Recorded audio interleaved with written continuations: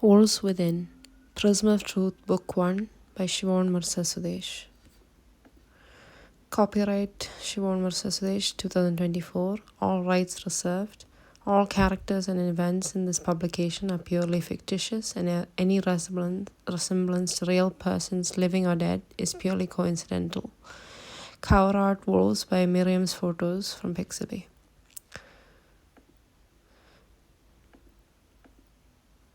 The Divine Mother. Hail, O Bhudevi Sri Devi, the Mother Supreme, who incarnates in many forms, who created the universe, moving and unmoving, she who has no end or beginning. Bless us, O Divine Mother of the universe, who gave birth to the entire universe through her cosmic womb, and battled with the fiercest of demons to their doom, whose love won the heart of an open lotus as a seat, and who roams on the back of a noble lion to enemies' defeat, who travels to the four corners of the earth to bless, and rushes to every direction to destroy enemies' prowess, whose benevolence sustains us against misery, and whose malevolence drives away evil through lethal energy, whose skin reflects the golden luster of sunlight or the velvety darkness of the starlit sky at midnight, whose eyes can be gentle like the lotus bud when tender, or blaze sparkling fiercer than a raging fire in anger, whose hair is dark, bountiful, and curly, like the clouds that across the sky dance, or dense with locks matted, smoke-hued by relentless penance, who is adorned by necklaces that like the lightning glow, or wears garlands strung with skulls of demons destroyed by her blow, who attires herself in the colors of the rainbow, or is adorned with snakes as anklets and bracelets, hoods raised to strike her foe, who is bathed in saffron, a fragrant flower, or drenched with the blood of asuras, seeking undeserved power, who gives those who desire divine knowledge or earthly possessions, or grants ultimate moksha to those with no desires or expectations, who dwells in the abode of the wicked as misfortune, and in the heart of the virtuous as good fortune. Hail, O Divine Mother of the universe, the ultimate judge of justice and yet the only forgiver of injustice. By Sudeshni Mirza. Behold, I send you forth as sheep in the midst of wolves. Be ye therefore wise as serpents and harmless as doves. Matthew 10:16. Prologue.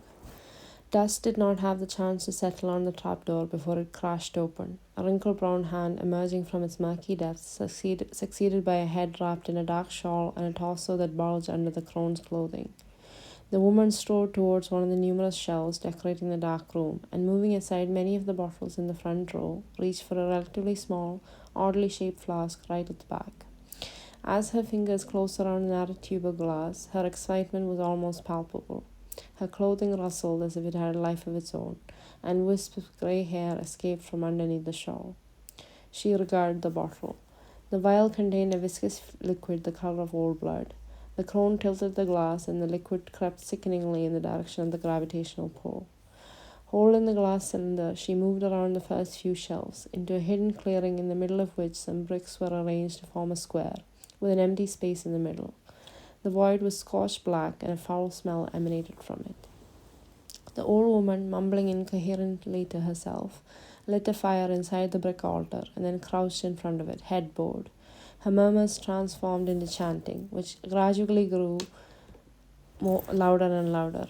Finally, at what sounded like the climax of her chants, she threw back her head and cried out something in a foreign language. She then reached into her voluminous clothing and brought out a small wooden box. She opened the box and retrieved a lock of black hair from within it. She picked up the hair with her old fingers and dropped it into the fire. The smell of burning hair paled in comparison to the stench when she emptied the phial of blood-red liquid over the flames. Finally, the crone lifted her right hand and held out her index finger as if admiring it for the last time. She moved it progressively closer to the white-hot tongues of flame, stopping maybe a millimeter from the ribbons of heat before plunging her finger within. Chapter 1. Beginning of the End. Sadi wrenched herself upright, the woman's cruel laughter still echoing in her ears. Her heart pounded like a steam engine, and her clothes stuck to her, drenched with sweat.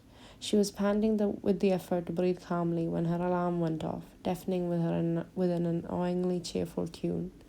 Blind and disoriented, she reached out and groped for the clock, finally managing to turn off the well-meaning music.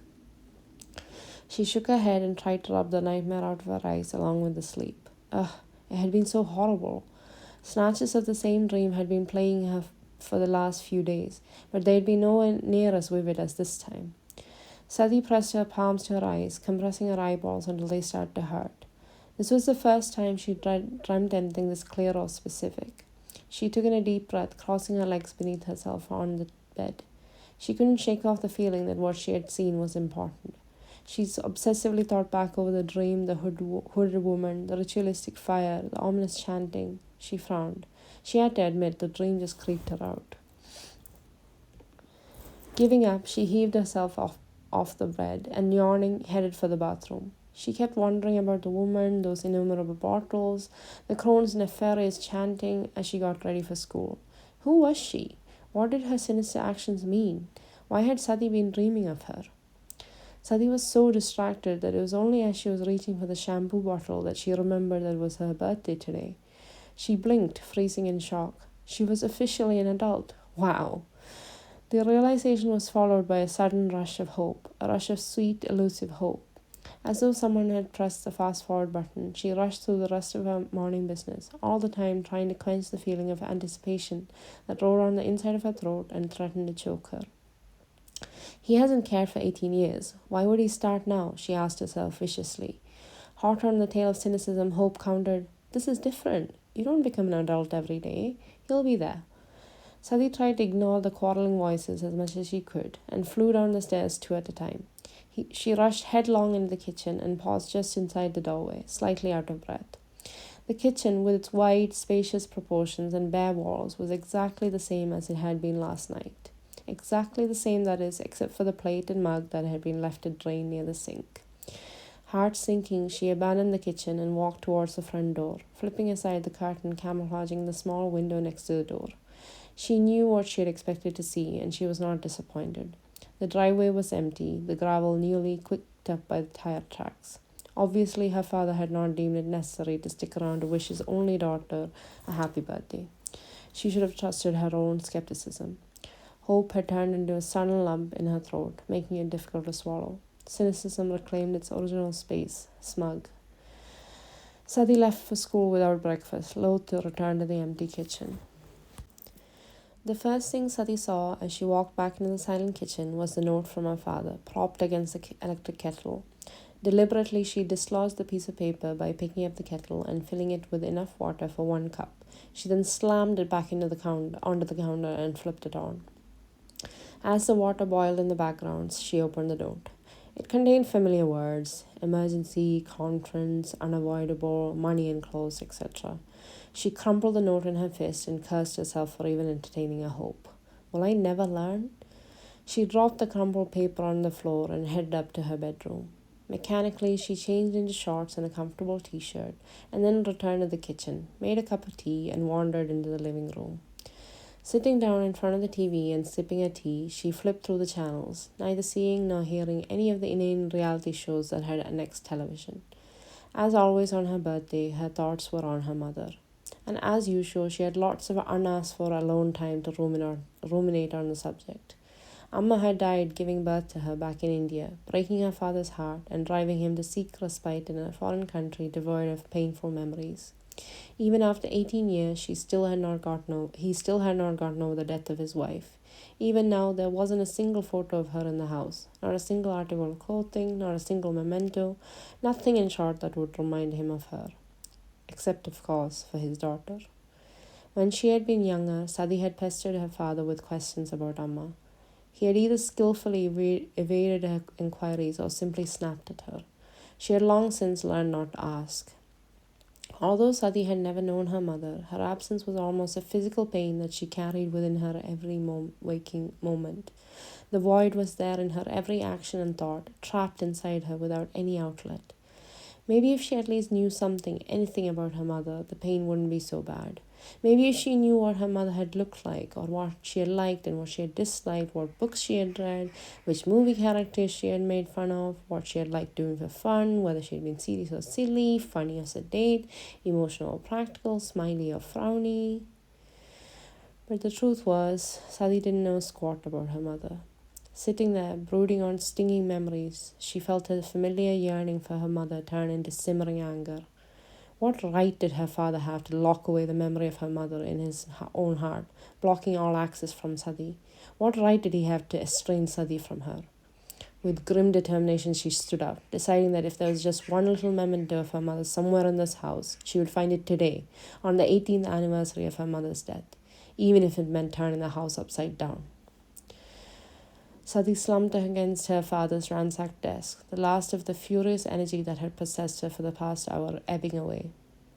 She had turned out every drawer in the desk and rummaged through every crevice in his study. She had found nothing. Nada. Zilch. There wasn't a single damn thing there that related to her mother. As she fought the despair that was lowering over her like a familiar umbrella, her eyes focused on the wooden panels that covered her father's desk, specifically on one particular panel.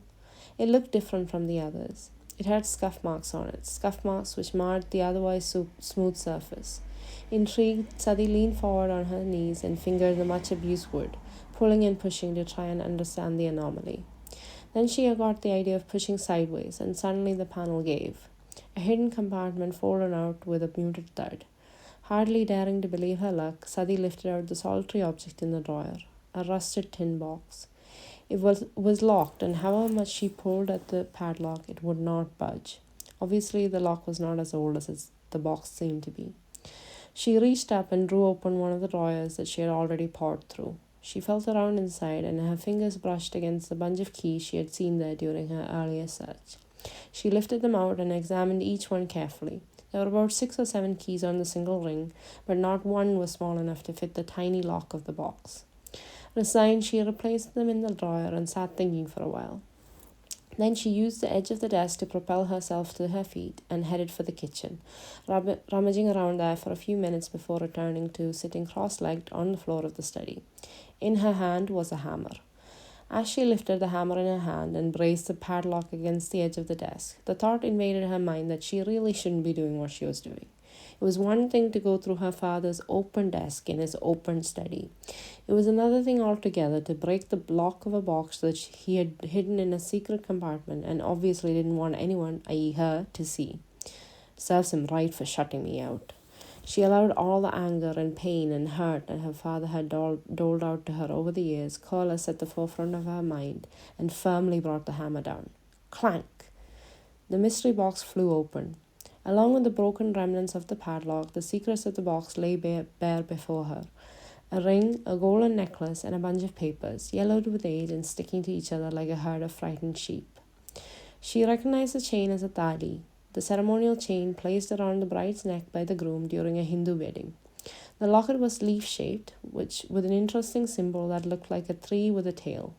She paused, tracing the sign with her finger. She was sure she'd seen it somewhere before, but try as she might, she couldn't remember where. Dismissing the odd symbol, she lifted the tali out. She fingered the gold chain reverently, realizing that it must have been her mother's. She reached out and felt the cool band of her mother's wedding ring, moisture building in her eyes. As she used her hands to wipe away from fugitive droplets, something else in the small tin caught her attention. Taking the tali out had exposed a small pile of torn-up paper, pushed unceremoniously to the back corner of the box. Sadi carefully gathered the pieces. Bright colors winked out at her. Painstakingly, she tried to put the jigsaw together. The pieces were made of card and torn up into minute bits. Finally, she managed the task and leaned back slightly to observe the full effect. It was a picture of a majestic woman. She was dressed in a deep red sari, traditional Indian attire composed of 6 meters of cloth folded and tucked elegantly around her body. Hair the color of a midnight sky flowed out from under a gold crown glistening with precious stones, and the rippling black waves lapped around her hips. That was where her similarities to a woman ended. She had many hands, each holding various objects: a trident, a conch, a sword, a mace, a bolt of lightning, a chakra, a glowing globe of fire, a bow and arrow, a scroll, and finally a drooping pink lotus blossom. She stood inside yet another lotus flower, this time one that was fully open and resting on the water surface as if on air. Behind the woman was a veena, a traditional musical instrument played in accompaniment to Carnatic music, and a single peacock feather. Sadi recognized the illustration.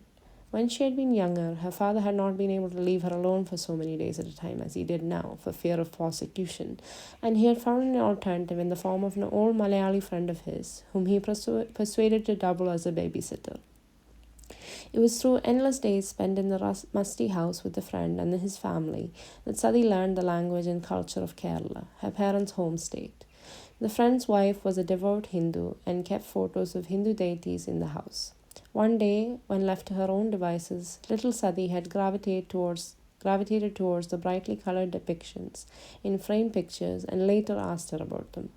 There had been one photo in the collection much like this torn up picture. Her aunt, as she called herself, had explained to Sadi that the woman was Devi, the divine mother who personified nature and was the supreme female deity in Hindu mythology. Sadi wondered why the picture had been torn up, and why had the scraps not been thrown away but kept safely in this box, which seemed to hold all of her father's most treasured belongings. She wished she had the answers. Her father and his motivations remained a complete mystery to her even after 18 years of living with him. She refocused her attention on the jigsaw puzzle on the floor. There was something about the regal woman that made it difficult for Sadi to tear her eyes away from the picture. Her father's secret box was niggling at her, however. Sadi could hardly breathe when she thought of the prospect of finding out anything about her mother from the papers in that tin. So, promising herself that she would find some sellotape and attach the pieces of the photo together later, she turned her attention back to the yellowed parchment. It was a letter written in an elegant cursive hand that she had never seen before. The ink was smudged and the paper was well worn under her hands. There were blots where the ink had run, as might happen if someone had cried upon reading it. Leaning back against the desk, Sadi sat to read it. Darling Knuckle, how are you? I'm counting the days until you come back to me. I hate the thought of you being in all the way in London, with no one to look after you, apart from Davy, of course.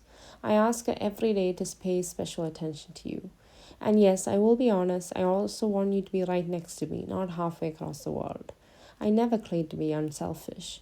As annoying as you can be when you are worried, I miss you. I feel the loss of that sense of safety you give me dearly. But then what excuse would I not give to make you hop on the next plane home? Anyway, talking of separation, here is another reason why you should hurry back. I have a feeling that she is an impatient one and will come out sooner than expected, whether we are ready or not. Joy suffused Sadi's mind as she realized that the letter was her mother's, and she eagerly flipped over the single page. There is something else. I have been blaming you for my uneasiness, but that is not the real reason. They came for a visit last night. They started again with the persuasion. They should have known by now that I'm not going to back down. If it had not been for this blasted hospital's policy, all this would have been over and done with by now. No matter, we have taken care of all the details, and as long as our little she is well, I'll be able to sort this out come March. And as for them, well, maybe I am just being paranoid. When I asked them to leave, they were not the least bit ruffled. They just smiled, those cruel smiles I'm becoming accustomed to, and walked out without a single sound of protest. The lack of reaction makes me think they're up to something, and I'm not in a position to find out what they're planning now, not when I'm pushing 8 months. Just hurry back to me, my love, and these worries will be put into perspective in my mind. I'll be able to ignore their doomed efforts and concentrate fully on the joy our child will give us. Loving you always, your Madhu. Sadi continued to frown at the letter long after she had read the last word. Who were they? Why did her mother sound so dismissive of them, despite the fact that their late-night visit had obviously unsettled her? What were they trying to persuade her to back down from? What had the hospital delayed? What was she going to sort out in March? And most of all, why did her mother's words fill Sadi with such foreboding, light-hearted though they were at times? The letter was full of contradictions, as if Amma herself had been confused about her own feelings. She read the letter again through twice, but each time failed to come up with any answers. Finally, Sadi was forced to admit defeat and turned attention to the next paper in the small pile. She brushed off a single layer of dust from it and gasped. It was a photograph of her mother.